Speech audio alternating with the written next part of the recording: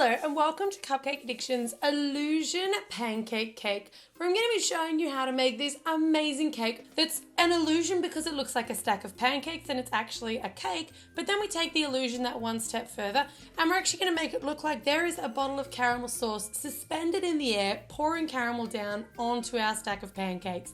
Tools and equipment that you'll be needing today: you'll need some wire cutters. I had an ice cream scoop, but I didn't actually end up using this for decorating in the tutorial, so it's a bit of an optional extra. I've got an offset spatula, a paintbrush, and just a second paintbrush. I'm using Hersheys caramel sauce today because I wanted something that was kind of maple syrupy, but you do need to make sure that what you get is in a light plastic container because it needs to be light. I've got some melted white chocolate, some food color, which is basically a combination of mainly ivory with a touch of brown and a little bit of water to thin it out. I've got some of the caramel sauce that actually came in my Hersheys bottle, so just some of that runny caramel sauce. And I've also got some Kraft caramels. You can also use caramel fudge or caramel chews for this. Of course, I've got my giant cupcake. I've just baked the bottom half of this today, so I'll leave links to our giant cupcake basic series in the description box below, which will show you how to bake your cupcake and get it to this stage ready to decorate. I'm using some of our whipped white chocolate ganache, which I will also leave a recipe link to in the description box below. I've got a small spoon, a large spoon, a serrated edge knife, a fondant rolling pin. I've got 3 18 gauge wires. So these are cake decorating wires, also known as flower wires. Depending on where you're shopping, you will need 3 of those. And I've got a balloon stick. So if you've seen these, they're the ones that you get balloons on at a lot of different fairs. They're available in most cheap shops, and you'll need the stick and the little cup. You'll also need a large bread knife and some cornflour in a cornflour shaker. I'm using fondant today, and I've just coloured that an ivory colour, so it's not bright white, it's just an off-white or a milky white. I've also got a plate, so rather than a cake board today, because it's pancakes, I'm just going to be displaying mine on a regular plate. I've got that sitting on a cake decorating turntable. So let's get started. The first thing we want to do is we want to take our little plastic balloon cup, or the piece that would normally hold a balloon, and scoop in some melted white chocolate. We're going to use this white chocolate to adhere this balloon cup to the board, so turn it upside down and stick it right in the centre of that plate. Now I want to mention here, no matter what you're doing with this cake, that is plastic and it is non-edible. So if you're delivering it, serving it at a party, or serving it yourself, you need to make sure that you are advising people there is plastic in this cake, and if you're serving it, make sure you get that plastic out. If you're giving it to a venue, provide them a diagram of where the plastic is. Now you want to take the balloon stick. It's quite flexible and it's not quite enough to hold the weight of our Hersheys bottle. So you want to take those 3 18 gauge wires and you want to slide them up the center of the stick. So now you want to take your wire cutters and you just want to snip the ends off, and you want to snip those ends just a fraction shorter than the stick. So now you should have wires that are ever so slightly shorter than the stick, so they're going to sit right inside and they're not going to be poking out anywhere. Just take your stick now and just pop it straight into the little hole on that balloon stick base. Pop that one off into the refrigerator and allow it to completely set before we go any further. Alright, now that I'm happy my structure is completely set, it's time to carve up our cake. So I'm going to take a little bit of fondant first up, and I'm just going to take the tiniest little circle and I'm going to stick it in the top of my balloon stick. This is just to stop chocolate cake from filling that balloon stick up and making a mess. And now I'm going to start carving the cake. Now with the carving of the cake, you'll notice I'm supporting the top of the cake with my hand so that it doesn't crumble, and then just slice it off nice and flat on top. So just take off any of those top edges. Turn it upside down, and then you want to kind of trace around that base circumference with your bread knife. So really you're turning this into basically a 6-inch round cake. So if you don't have a giant cupcake mold, you can certainly use a 6-inch round cake or a store-bought cake here, and you can trim it down. So what you're really looking for is just a nice, neat, trimmed round cake. So now you want to take your round cake and you just want to cut it in half so that we can make it a couple of layers, put a bit of frosting in between. So just take your serrated edge knife again. I like to turn the cake as I cut it because it gives me a really nice even cut, and just separate it into 2 halves.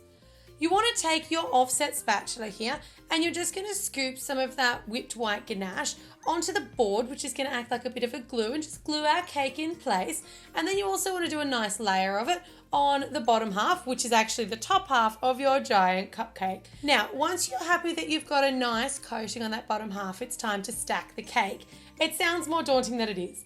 All you need to do here is just pick the cake up, pull the board towards yourself, and then you just want to try and position it as close to the middle as you possibly can, and you want to slide that cake onto your balloon stick.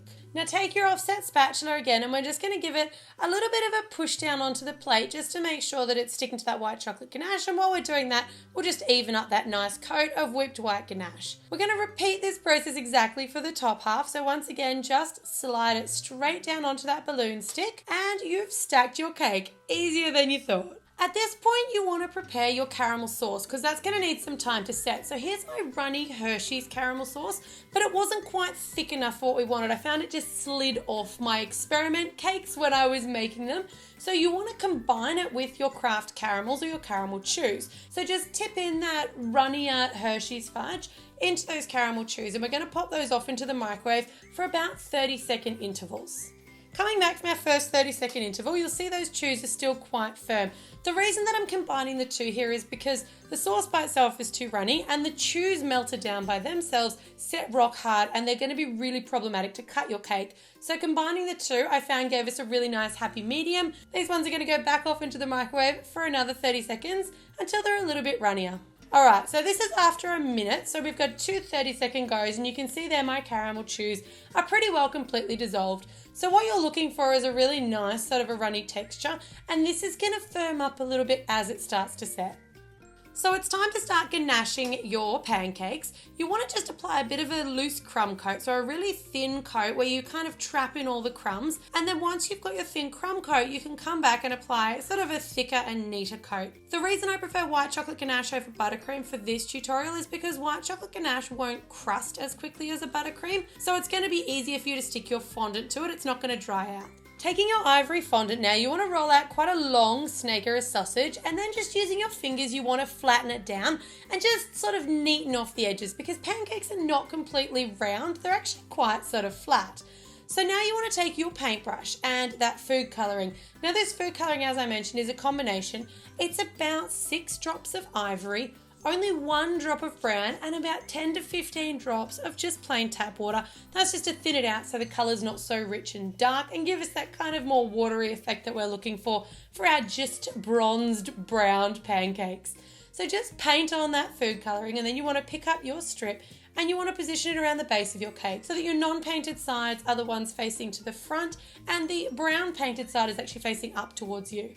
To trim it off, cross the two ends over at the back and just take your serrated knife, give it a chop. That's going to give you a really nice, neat seam for these bottom layers, and then you're going to have to cut them by hand as you get up higher, or you're going to start squishing them down. You want to repeat this step again and again and again. So once again, rolling out a sausage, flattening it off with your finger, taking a little bit more of that paint, being careful to only paint the tops and not the sides, and then wrap it around.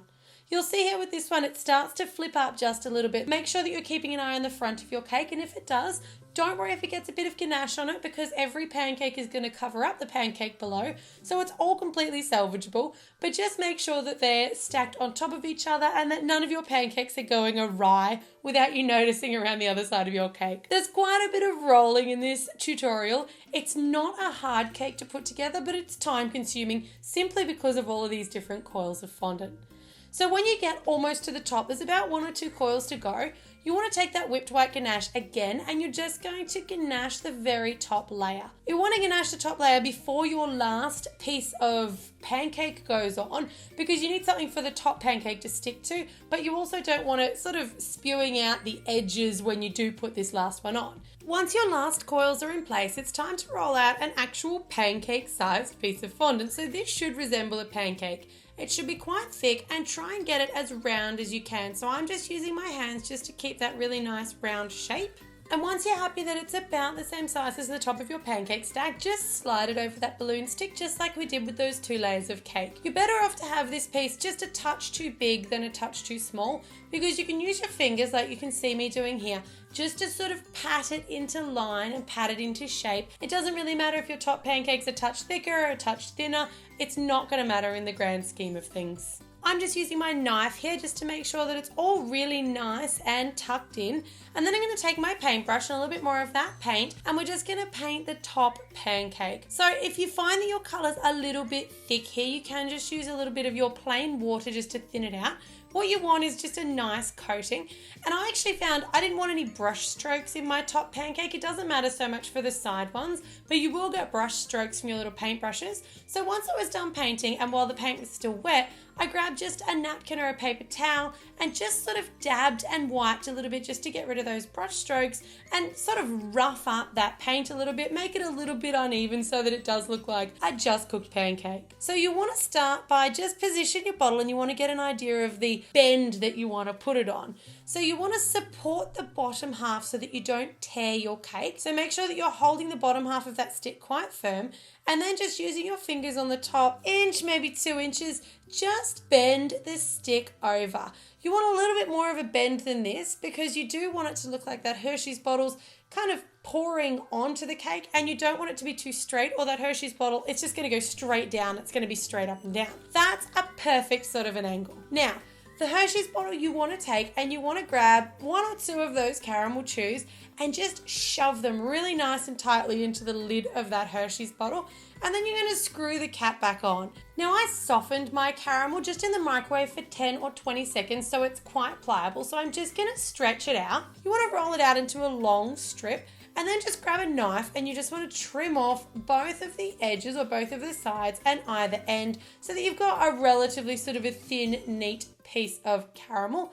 And then you want to take it and you're going to wrap it around that balloon stick. Now the caramel's quite sticky, it's going to stick to itself. So as I'm wrapping, I'm actually pinching it at the back, and then you can just use your fingers just to go and sort of hide any little seam lines, but don't be too fussy here because this is supposed to look like dribbling caramel, and dribbling caramel is never particularly neat. So make sure that it's stuck nice and firm, and then grab some of your offcuts, roll them into a little sort of a teardrop shape, and I just sort of stuck them on at the top, the middle, and the bottom to look like 3 really cool, big, fat, cartoony caramel drizzles. So they'll just stick to themselves. You shouldn't need any water. If you're finding they're not sticking, you can use a little bit of that melted white chocolate just to stick them on. But the caramel that I'm using is really quite sticky and they're sticking on by themselves, absolutely no problem. One final caramel dribble right at the top of your pancakes or at the base of your balloon stick. And now it's time for us to take our caramel sauce and we're going to drizzle that on. So like I said, it's really nice and runny, and if you find that it's firmed up too much, you can just pop it in the microwave for 10 seconds just to sort of thin it down a little bit, but you don't want it to be hot. Take a spoon and just drizzle it on. You want to make sure that you're drizzling enough on there that it's actually going to sort of flow over the sides a little bit. And you can see here my dribble is actually perfectly covering the back seam of those pancakes. So where we had all of those little joins from the coils, there's now a lovely big caramel dribble over that, and you can't even tell that they're there. So look, put as much as you like on here. I went with 4 or 5 sort of big dribbles, and then I went back over it and just made sure that each of them had enough caramel to send that caramel cascading over the sides so that there weren't any that were just sort of not quite dribbling. Beautiful, there's our caramelized pancake stack. Now for the fun part where it all comes together. So there's a method to my madness. We've put that caramel chew in the lid of our Hersheys bottle, so you've got almost like a little plug so that bottle just doesn't slide down the balloon stick. So you want to turn your cake around and you want to determine what your best side is going to be. And then you want to position your Hersheys bottle. So you want to sort of shove that balloon stick straight in through the top. And I loved these Hersheys bottles because they had the perfect little sized spout. It wasn't too big and it wasn't too small. You just want to gently position that on. And once again, I'm supporting the stick so as not to tear into the cake underneath. And I'm just pushing it onto the caramel. So you've got caramel inside the bottle. You've got caramel around that balloon stick. And then you can just use your fingers here just to sort of grab that caramel that's on the balloon stick and mold it to the shape of the Hersheys bottle. So that, ladies and gentlemen, is how you take a base of a giant cupcake, a bottle of caramel sauce, and a balloon stick along with a couple of other ingredients and make this out of this world amazing illusion cake. I hope that you guys are as wowed by this as I am. I've thoroughly enjoyed this tutorial. It is my favorite cake to date. For more awesome decorating tutorials, make sure you subscribe to My Cupcake Addiction. And if you love this cake, make sure to give it a like, a share, or a favorite. As always, thanks for tuning in to My Cupcake Addiction.